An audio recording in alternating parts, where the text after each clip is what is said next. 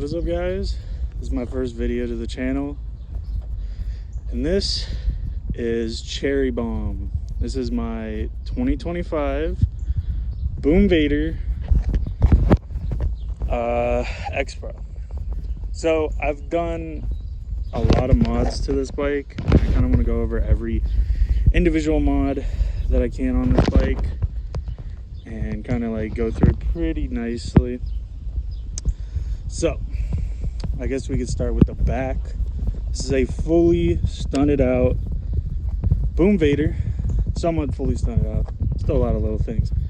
I'm running a, forgive me if I say this wrong, I'm running a X-tometer or X-ometer, however the hell you say it, sub cage or 12 bar.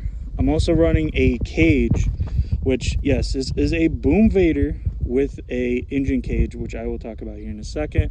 I'm also running DLX 110 bars or DRZ 110 bars, whatever people call it. I'm running those. I'm also running a lot of Nibby parts. So I have a 2-finger pull clutch with a Nibby clutch cable. And I'm also running a Nibby throttle over here, which honestly for these Boom Vaders, this is probably like one of the bigger mods I would definitely recommend. These are awesome. They work freaking flawlessly. I love them. They're like butter. I do have some new brakes on the way. These are the stock brakes. I just put a different top on it. This seat is actually stock. I ripped apart the seat a little bit to make this work, and I did a really bad job at that. I'll show you guys in a future video, but I do plan on getting an actual like flat proper seat, something that I think would be a lot better. But this seat's okay. It does the job. It's not too terrible, but as you can see, it is way too far down for the line, and it actually slumps down at an angle, which kind of sucks. I'm running a Grom exhaust, basically. If you ever run these Grom exhausts, you actually have to like come to the actual flange area, and you actually have to grind a little bit of it and then use the original gasket. It's like a little circle gasket that goes like this, like a pig's tail, and it does work. It's just very janky. I'm also running a MSD boot right there, and I'm running a Nibby Racing CDI coil box. I believe it's called a coil, and it works great. I have adjusted this clutch. I will go in a future video and explain how to adjust these clutches. They're a little bit finicky, but they do work. You just have to adjust them pretty frequently.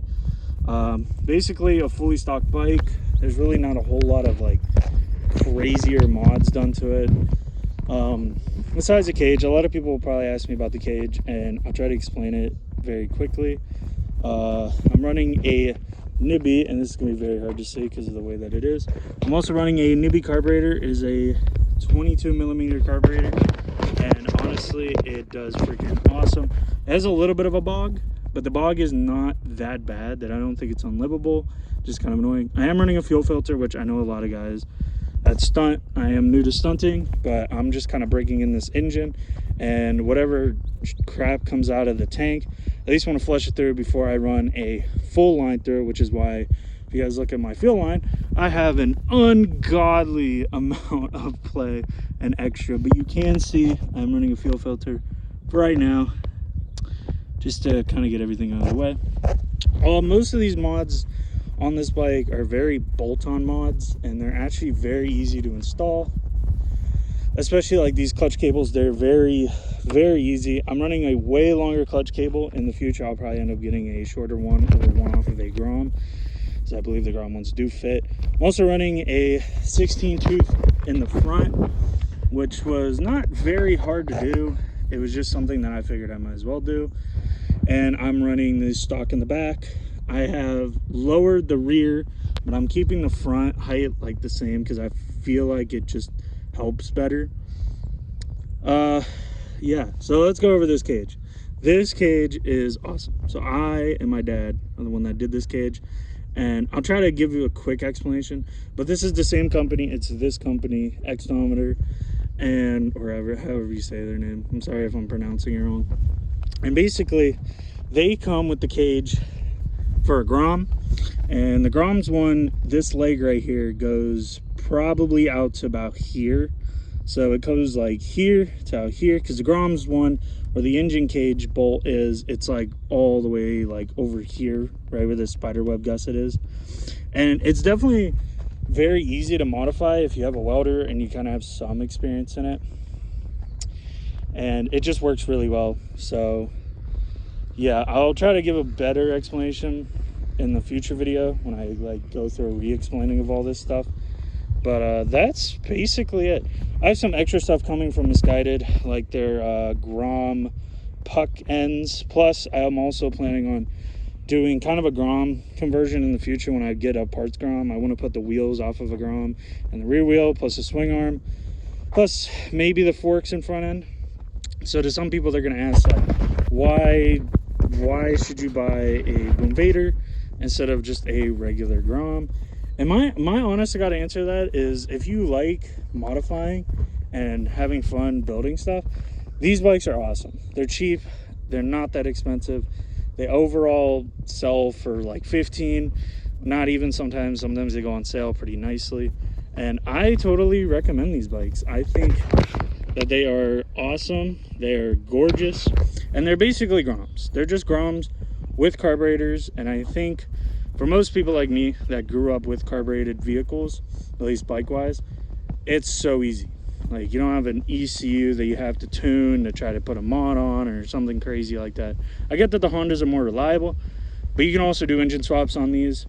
Like, you could do the 212 swap. You can also do the big bike swap, which is like a CG out of like a TBR7 or a Hawk 250. Just tons of mods. And oh yeah, some other little mods too. I have these little turn signals. These are actually very easy to wire up. You just have to know what is positive and negative.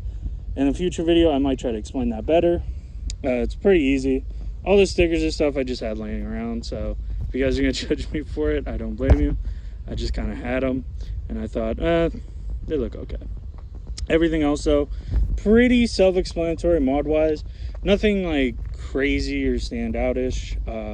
Definitely, if you guys have any questions, definitely let me know. Some people in the stunt community are probably going to hate that I have a cage on this, because they're going to tell me that it's going to break in half. And that's a possibility.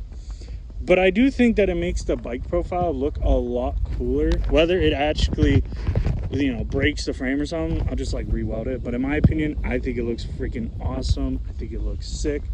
Really does just give this bike more like pizzazz. And just makes it look really cool. I know a lot of people are going to judge me for that seat, but I have no money in that seat. I literally had that cover given to me for free. So judge what you guys want. It's a temporary seat, probably for the rest of the year. And then closer to the end of the year when we do the Grom stuff, I plan on buying a proper seat. Something that I think will fit a lot better and a lot nicer. I do have some other things too. Like, I'm running a different shifter, and I'm also running an aftermarket kickstand. You don't have to actually put those on. I mostly just put them on for looks, and because it was like $15 for both of them. To some people, they're probably gonna ask, like, how much money are you into this bike? And honestly, I think I'm only like 25,000 or 2,500 in this entire build, which honestly, for a fully built stunt bike, that's not that bad. Like, that's fairly cheap. I feel like most people that want to try to get into stunting want something that's not going to cost them an arm and a leg.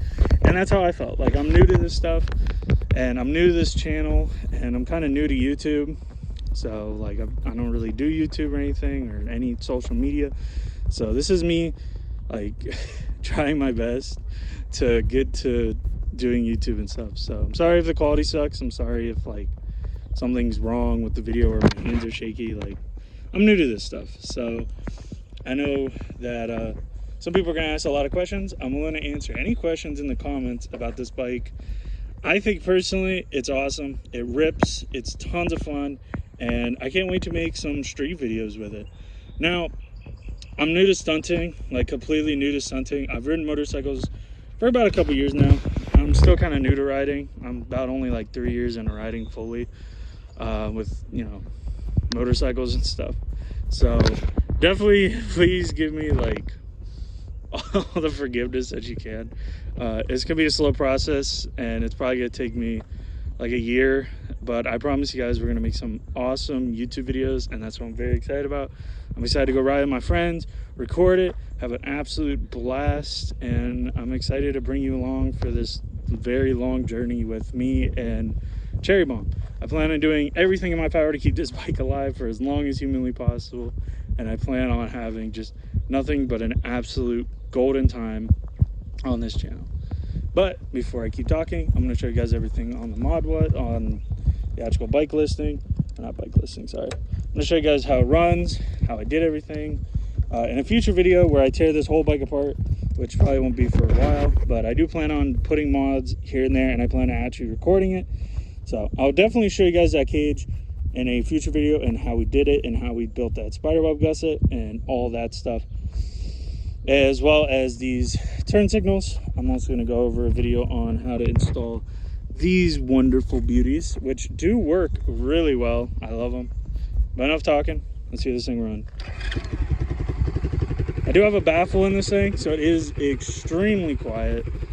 Like, you should be able to hear anyone around you talk, even when it gives gas. Basically, stock Vader, just minor bolt-on mods, nothing crazy. I don't plan on putting a head get or it's a 141 bore kit on it. I don't think that's necessary for this bike. I think if anything, it doesn't really need it. So I feel like everything that's already on it is perfect.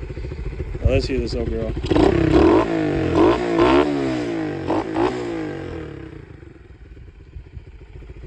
Trying to think of anything else. The jetting I have in this is actually I believe it's 100 main, and then the pilot is a 32. If I remember correctly, it should be a 32 by, yeah, I believe it's a 30 main, and then a 32 pilot, I believe. I could be wrong. Someone in the comment, definitely let me know if I'm wrong on that, but I'm pretty sure that's what I thought. So, yep, everything about this is perfect. I only have 500 miles on this bike so far, so I'm still breaking her in, so I don't plan on doing any stunts. I just mostly want to record me riding it, going through town, having fun, and just kind of recording my experience kind of throughout that. So, yeah. Oh, by the way, another thing before I end this video, this is actually off of a e-bike, and it does work fairly well. Even turn signals work and everything. Even the back turn signals work with it perfectly fine, which is pretty freaking sweet.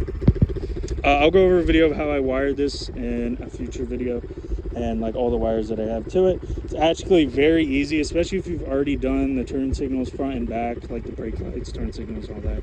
I'll go over a future video explaining how I did all that. I just thought I would give you guys an overview of the entire Boom Vader and what's to come of it, and hopefully I can fulfill one of my biggest dreams, which has always been to stunt ride. So if anyone watches this video that is a stunt rider, please give me some advice. Any advice would be freaking amazing, because I'm kind of like new to this whole thing, but like I've watched Brian 636 and Dank Wheelie and like all these high-end content creators, and I love them, and they've kind of inspired me to want to do this hobby as well. So any help in the comments would be awesome.